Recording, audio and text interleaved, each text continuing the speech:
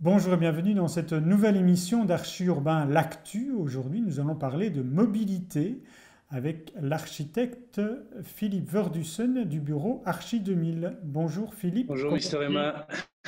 Tu t'insurges sur la fermeture du bois de la Cambre aux automobilistes, mais un espace vert ne doit-il pas rester un espace vert? Je pense que c'est là qu'on se trompe et qu'on fait fausse route.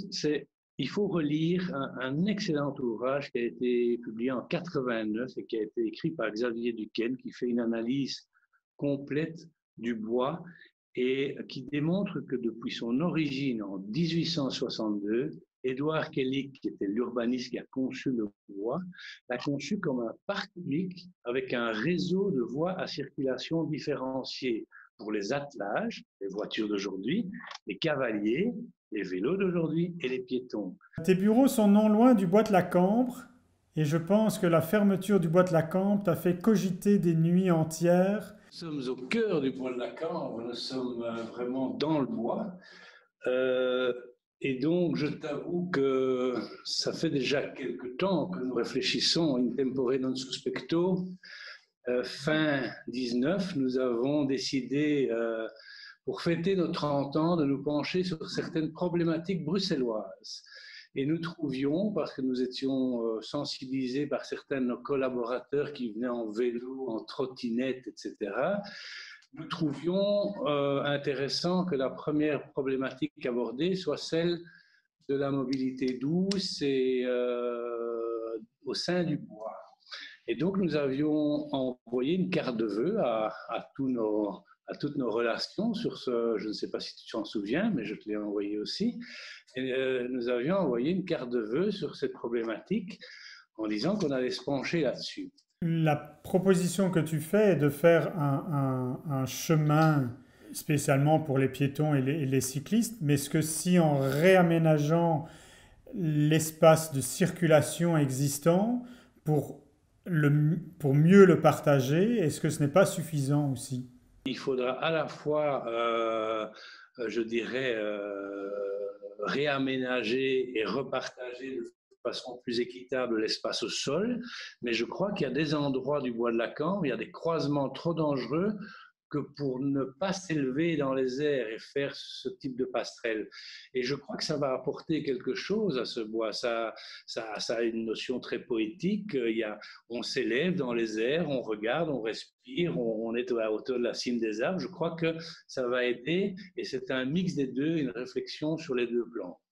Et ce que tu proposes, en fait, c'est pas de mettre la voiture avec les vélos, c'est de laisser la voiture, mais de mettre un chemin complètement séparé pour les piétons et les vélos, et comme tu le dis, avec une sorte de promenade et de passerelle, donc quelque chose qui va certainement coûter plus que des plots en béton dégueulasses qui existent pour l'instant, mais donc une solution ambitieuse. Ce n'est pas un rêve utopique d'un architecte illuminé. Il y a évidemment un effort du public à faire, du pouvoir public, mais je pense même que ce sont des ouvrages qui pourraient être sponsorisés par des privés. Je me fais fort de trouver des sponsors pour ce type de projet, parce que c'est un projet ambitieux pour la ville de Bruxelles, ambitieux pour la capitale de l'Europe que nous sommes, et à la hauteur de ce bois de la Cambre qui est magnifique. Moi, je suis amoureux de ce bois.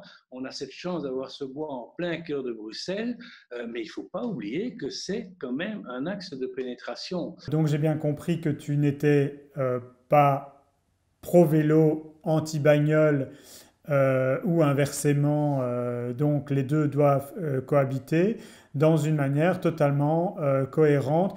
Et je comprends bien le message qui est de dire que ce n'est pas en punissant la voiture qu'on donnera envie aux individus, aux automobilistes ou autres, de faire du vélo, mais il faut une cogestion cohérente. Ton projet, est-ce que tu l'as présenté à des décideurs politiques? Est-ce qu'ils en ont pensé quelque chose ou est-ce que c'est aujourd'hui que tu lances ce projet-là? Ça faisait donc bien l'objet de ma carte de vœux qui a été envoyée le 15 décembre 2019. Donc c'est ce que je disais là tantôt, in tempore non suspecto. Et cette carte de vœux, je ne l'ai pas envoyée qu'à toi, je l'ai envoyée au cabinet Smet, à Philippe Claus, à Boris Diliès, à pas mal de monde. Qu'est-ce qu'on peut te souhaiter par rapport à ce projet? Quels sont tes vœux maintenant que tu le portes, non pas qu'à ton fichier de carte de vœux, mais à monsieur et madame tout le monde? On ne doit rien me souhaiter à moi. On ne peut pas tout d'un coup décider, stop, on arrête tout. Moi, je trouve que c'est un peu du bricolage post-Covid de faire ça sans consulter personne, sans demander d'avis de personne. Ça, je crois qu'on fait fausse route. La méthode n'est pas bonne.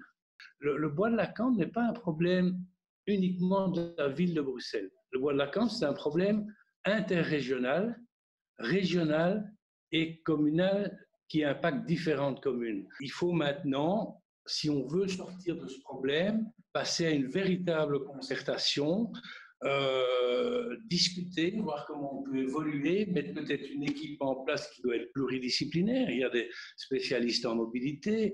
Je me suis entouré des conseils de Ney, qui est l'ingénieur bien connu, qui a fait des passerelles un peu partout dans le monde.